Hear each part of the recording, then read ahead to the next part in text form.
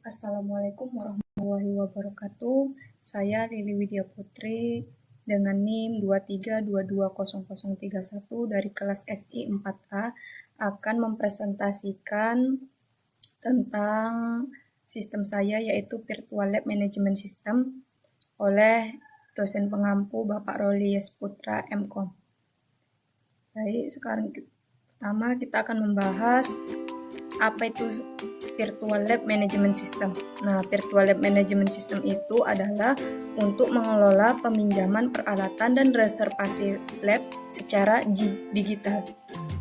Nah, saya memiliki dua role. Yang pertama, user, bisa sebagai mahasiswa atau dosen, dan admin, yaitu pengelola lab.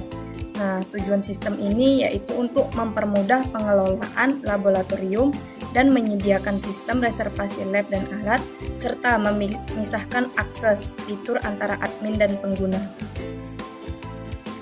Nah, use case diagramnya pertama untuk user bisa melihat dashboard. Pertama kita login dulu sebagai user.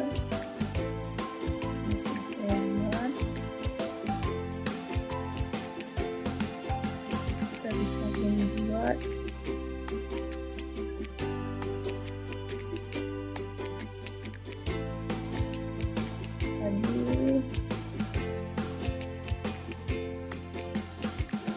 Nah, user bisa login terlebih dahulu atau register. Nah, kalau kita belum punya akun, kita bisa register terlebih dahulu. Misalnya ini saya Lili. Di sini ada Gmailnya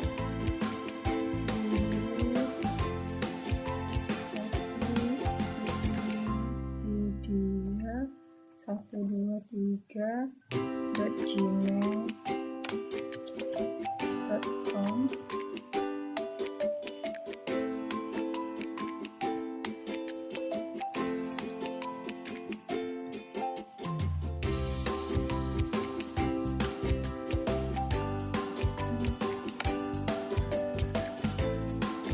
Passwordnya misalnya Lili123.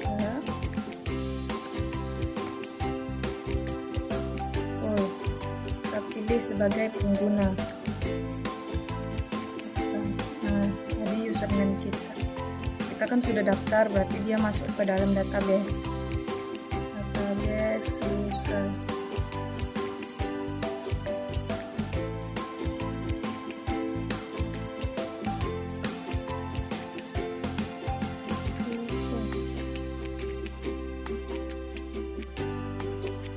Nah, ini tadi kita buat, saya tidak pakai MD5 agar mudah ingat passwordnya.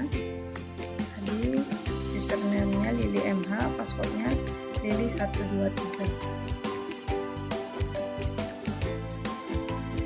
Kita kembali login di sini.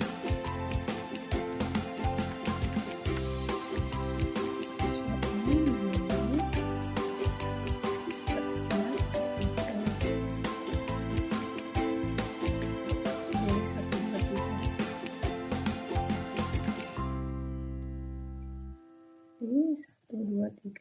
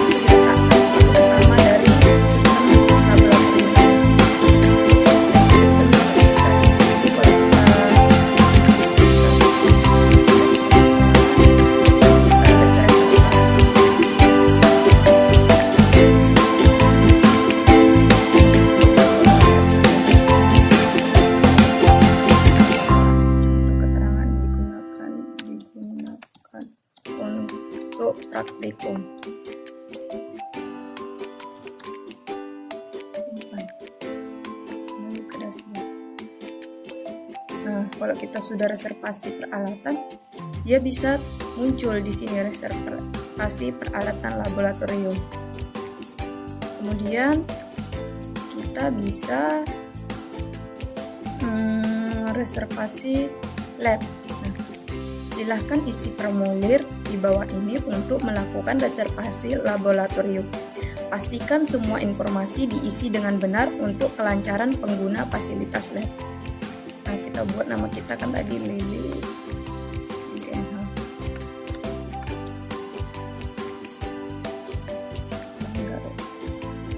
Akan kita reservasi, kita pilih lab A. Kemudian waktu mulainya. Jam 11.40 sampai jam 12.40.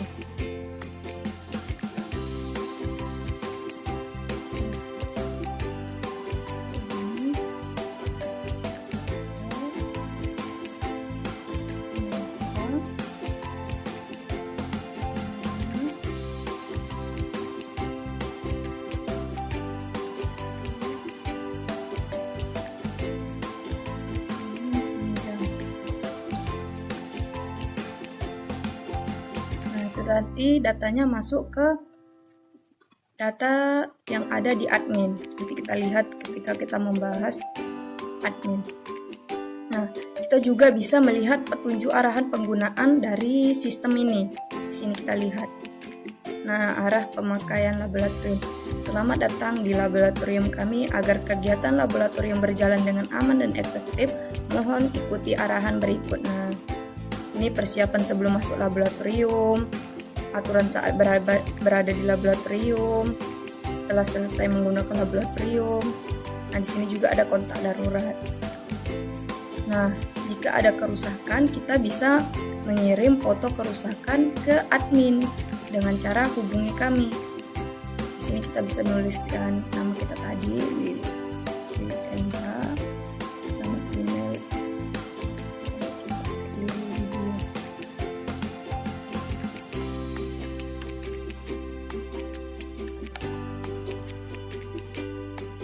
Cek kerusakan komputer misalnya.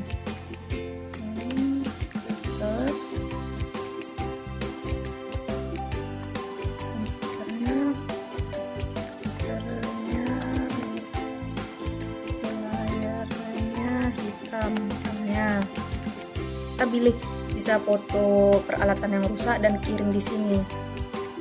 Nah, ini untuk contoh saja ya. Masukkan foto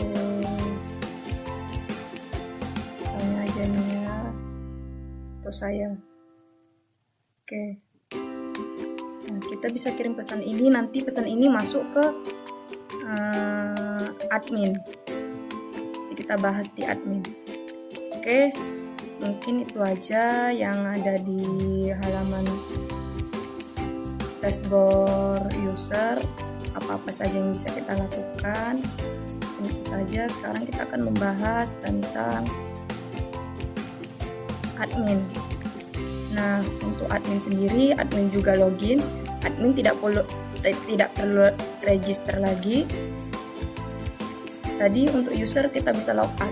Kita logout, kita masuk ke halaman admin. Nah, kita lihat dulu di database kita untuk admin saya pakai apa. Nah, untuk admin saya ada dua. Pertama admin username admin 123, satu lagi mimin 123. Nah, kita pakai admin aja ya, admin 123.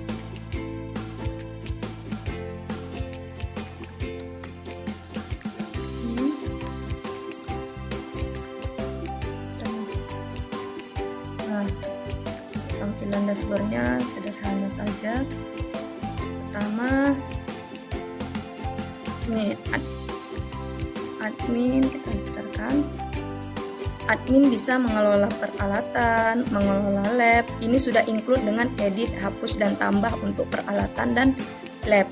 Bisa melihat atau mencetak laporan, mengelola atau menyetujui pengguna.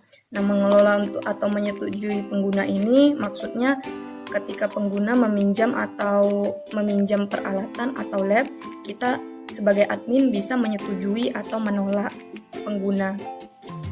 Nah, bisa melihat pesan, bisa mengganti foto profile, dan mengatur sistem. Nah, sekarang kita akan demonstrasikan. Nah, seperti yang saya bilang tadi, pesan kerusakan kita tadi bisa masuk ke notifikasi yang ada di admin.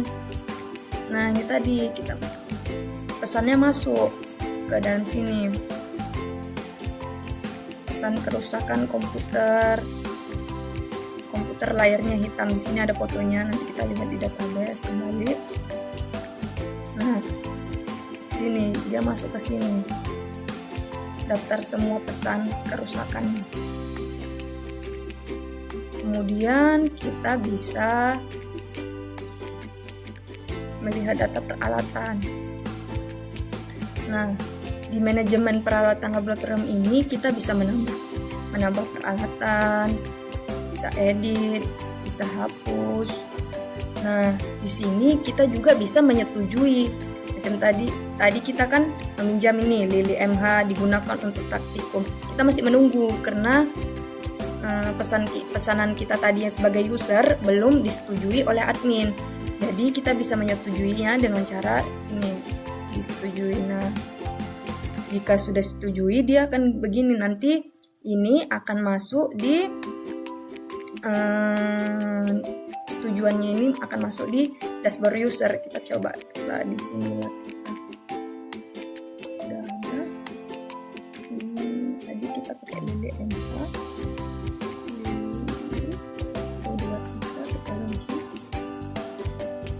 Nah,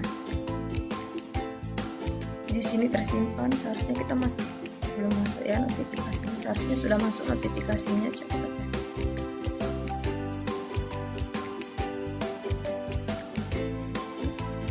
Sudah kita lewatkan. Nah, kita di sini bisa hapus ini komputer yang dipinjam ini bisa hapus. Oke, kita bisa edit.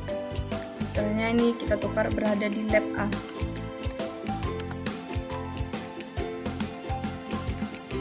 Nah, ini dia sudah berubah. Tadi kita juga bisa menolak ini tadi. Ini menunggu ini user ini bisa kita tolak. Nah, jika gini dia tolak. Oke. Dan kita bisa kembali.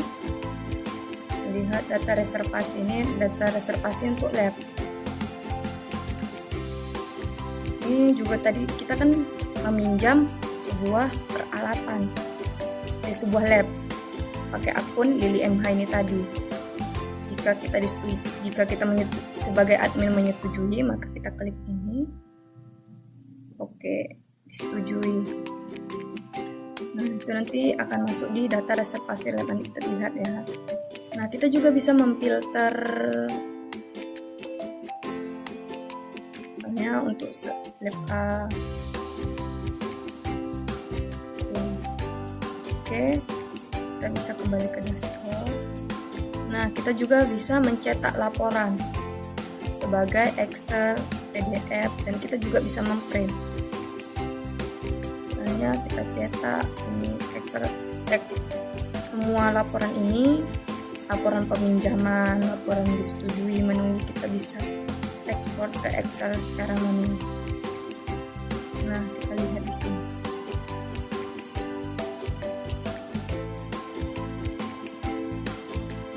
Nah, dia masuk ke Excel. Kemudian bisa kembali.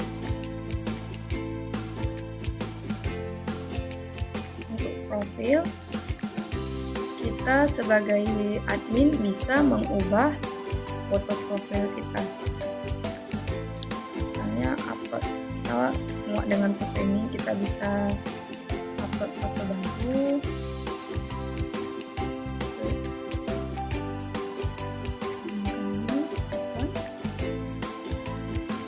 Nah, foto profil bisa berubah. Nah, untuk ini Ini jumlah yang ada, jumlah reservasi yang mereservasi lab juga. Ini jumlah reservasi di lab A ada jumlah 4 buah, di lab B ada 4 orang yang reservasi, dan di lab C ada 3 orang yang reservasi. Nah, selanjutnya saya akan membahas tentang IRD-nya. Nah, di sini tadi di dalam tabel database saya ada beberapa database. Yang pertama ada nama-nama labnya, ada untuk notifikasi, ada untuk peralatan lab, ada untuk pesan, ada reservasi lab, ada reservasi peralatan dan user. Nah, untuk reservasi peralatan ini dia mempunyai relasi dengan user, mempunyai relasi dengan reserve peralatan, karena di sini kita menggunakan user ID. Nah, ini untuk ID-nya, IP datanya integer, user juga integer. Ini peralatan ID integer, tanggal date, keterangan teks, created at timestamp, status kita pakai enum, yaitu untuk statusnya kita bisa menunggu, disetujui atau ditolak. Nah, untuk usernya sendiri kita ID-nya menggunakan integer, username-nya varchar, emailnya varchar, passwordnya varchar, rule-nya untuknya enum. Rule-nya kita pertama bisa sebagai admin, bisa juga sebagai user. Nah, untuk notifikasi dia berrelasi dengan user juga. Itu tadi, kalau kita masuk pesannya masuk ke notifikasi yang ada di admin, maka ketika setelah disetujui masuk kembali notifikasinya ke user. Nah, untuk user ID-nya pakai integer, usernya integer, pesannya teks, status juga enum, belum dibaca atau sudah dibaca oleh admin. Nah, jenisnya varchar, related ID-nya integer, related IP-nya varchar. Nah, kemudian untuk peralatan lab mempunyai relasi dengan labnya. Misalnya di lab A ada peralatan ini, di lab B ada peralatan ini dan ini, dan di lab C ada peralatan ini dan ini. Makanya dia peralatan lab berrelasi dengan nama labnya. Nah, untuk reservasi labnya juga berrelasi dengan reservasi lab, karena ketika masuk ke dalam database kita misalnya login sebagai user tadi Lili MH, kita memesan lab, maka ini berrelasi dengan reservasi lab. Misalnya kita tadi loginnya sebagai Lili MH, maka yang masuk ke dalam masuk ke database admin itu juga Lili MH meminjam komputer 3 contohnya. Nah, untuk pesan tidak perlu berrelasi. Nah, jadi untuk kesimpulannya, sistem ini membantu memanajemen lab secara efisien dan proses reservasi pengelolaan alat menjadi lebih baik dan terstruktur, serta pengembangan dapat dilanjutkan untuk fitur notifikasi laporan otomatis. Nah, mungkin ini saja yang dapat saya sampaikan. Lebih dan kurang saya mohon maaf. Wabillahi taufiq wal hidayah. Assalamualaikum warahmatullahi wabarakatuh.